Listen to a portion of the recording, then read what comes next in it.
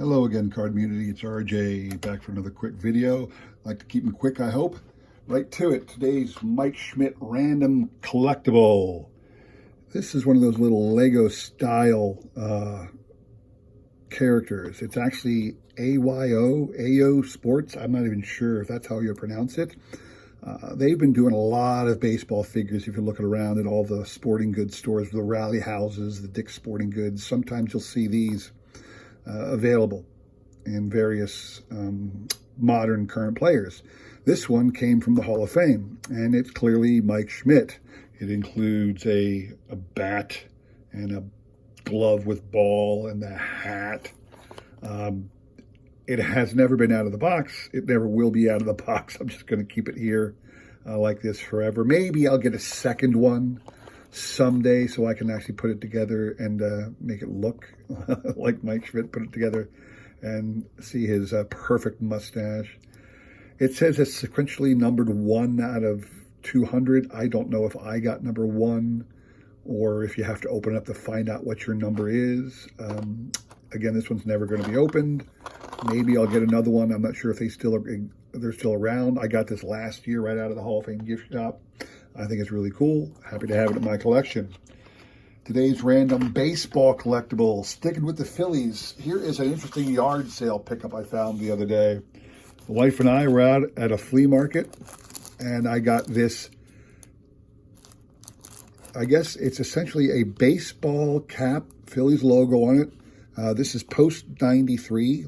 That's when they changed up the uniforms. 92 was when I think 92 was the first year they wore this style. It might have been 93. Anyway, it is a radio built-in cap. I have never even taken it out of the box. Essentially, you can see here, you can see the speakers are built into this. They kind of like come out near your eye. It's got an antenna. It's got the buttons on the side of the hat. It's just as seen on national TV. As seen on national TV, FM radio cap. You know, don't carry a radio, wear one, of course. And if you guys know me, I'm all about the Phillies, so when I saw this, I had to snag it. I don't even know if it works. You know, I think the batteries, you know, the old corroded, take a look at that. It's been in this bag so long, the batteries are really corroded. There's the original batteries that came with it. It's just a fun little piece to my collection. All right. Today's trivia question, going to be a 4-parter today. Don Larson famously pitched a perfect game, a no-hitter. It was a perfect game in the 1956 World Series. Forgive me, I can't remember what game. I want to say it was game 5, game 3. You guys would know. He pitched a perfect game. In the entire history of postseason play, that was the first time a no-hitter, obviously in this case a perfect game, had ever been thrown. When is the only other time a no-hitter has been pitched in postseason play? Here's what I want from you. Tell me 4 things. What year did it happen? Who was the pitcher who pitched it? What team was he pitching for? And what team did he no-hit?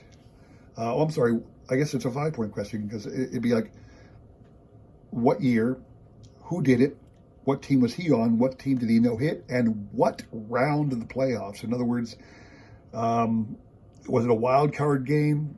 Was it a division series game? Was it the National League Championship game? Was it the World Series? In what round of the playoffs did it happen? And the prize for this one, here is a 2019 Mike Trout gallery card, but this one is the artist's proofs version, a little rarer to be the artist's proofs version. A nice Mike Trout collectible for anybody out there. So again, check my email in the description of this video. I'll repeat the question as well. 5-part question again. Last pitcher to throw a no-hitter in the postseason play, year, pitcher, both teams, and what round of the playoff? What round of the playoffs? So that's that. Moving on today, quick little thing I'm going to show you. I showed you recently things from the 90s, the 80s, the 70s. I'm going to take a step back to the 60s now. I do not have a lot of original 60s era cards. I don't buy singles. I just have never been interested in collecting PSA graded cards of all the stars. I know there's a lot of people out there who do it. It's a good investment, so to speak. I can't get into it. I feel weird if I've got loose cards that aren't part of some set. I've told you that before. But these cards come out of my Hall of Fame set. So, for example, I try to have one card of every player in the Hall of Fame. Some of those cards are period original. These cards are all actual cards from the 60s that I've picked up. And in today's world, when PSA and graded cards are king, you can get some vintage cards of even Hall of Fame players for very little money, because nobody cares about raw cards, what we call raw cards anymore. They don't care about raw cards unless they're in a dang plastic case. Nobody cares. So you can get them at a really cheap price. In fact, all of these cards would like to cost you $5 or less, even though they're all Hall of Fame players. So here you go. This is a 1961 version of pitcher Early Wynn. Had a long and lengthy career for various teams. Here he is with the Chicago White Sox. He did end his career, I believe, with exactly 300 career victories. That's his 1961 Topps card. And again, these are all part of my Hall of Fame collection. One card of every member of the Hall of Fame. Here is a 1962 Nellie Fox. I don't think he played his entire career with the Sox. I think he switched either early or late in his career. He was bantered around. But Nellie Fox, Chicago White Sox, second baseman. This is his 1962 Topps.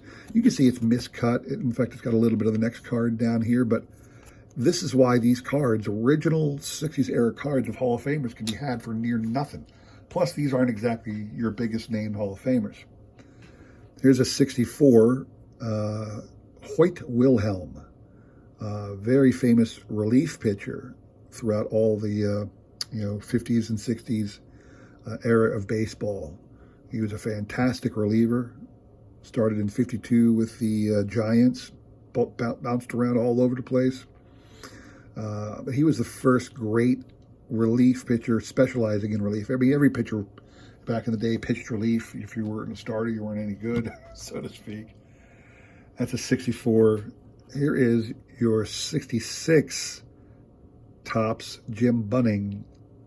Had to have him in my Hall of Fame set. I had to make sure I got Jim Bunning with the Phillies. He also played a lot of years with the Tigers, and then bounced around to a couple other teams late in his career.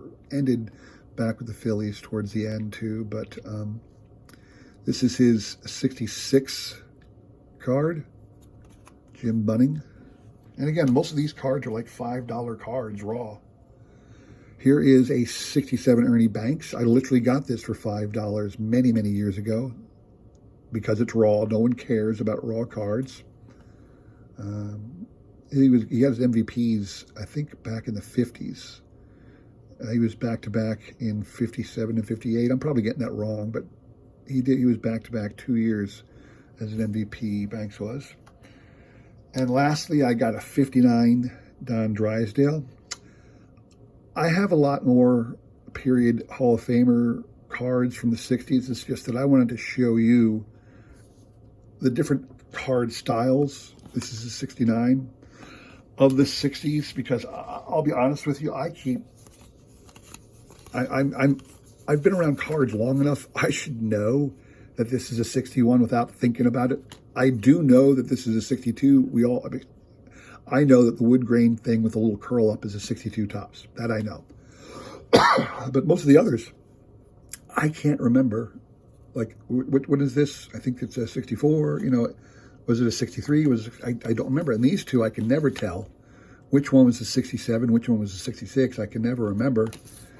This one I definitely know was the 69. That I did remember, but I'm always forgetting. And just to show you some of the other cards, I pulled these out of my Topps 203 shoebox collection. This is a 65 era card. This one makes me smile a little bit. This one's Bert Campaneris. It's obviously from the 2003 shoebox collection I showed you guys earlier in my previous video. I had a Bob Uecker of this card a long time ago. Sold it many years ago, but I wish I still had that because it was so great to have a Bob Uecker card, and it was the 65 version. And here is a reprint kind of a card of Nolan Ryan's from 68. The burlap design of the 68 cards is hard to to forget, so I would always remember, if you see that burlap pattern, you got a 68, and the flag design on 65 is pretty clear. So just wanted to show you those guys again, since I highlighted every other era. Now we're back to the 60s. I just wanted to show you some actual vintage Hall of Fame cards from my Hall of Fame collection. And again, the reason I'm not crazy about having these cards loose, not part of any set, is, to me, they are part of a set. They're part of my Hall of Fame collection. So I'm good with that. I hope you enjoyed the video. Remember the trivia question about the postseason no-hitter. Be the first one to email it. Check the description below, and I'll send you guys this Mike Trout 2019 Gallery Artist's Proof card. I think that's a really cool collection to anybody's, or really cool addition to anybody's collection. So, hey, again, thanks for watching. Please like, subscribe, comment, tell your friends. The more you guys like and comment, the more I can reach out and subscribe to you too, because it's hard to find people to subscribe to. You don't know who's doing the same things you are. So if you watch my video and you comment, I at least know we're kind of into the same things. Otherwise, why would you have watched? So hope you all enjoyed this video. Hope to see you again soon. Take care.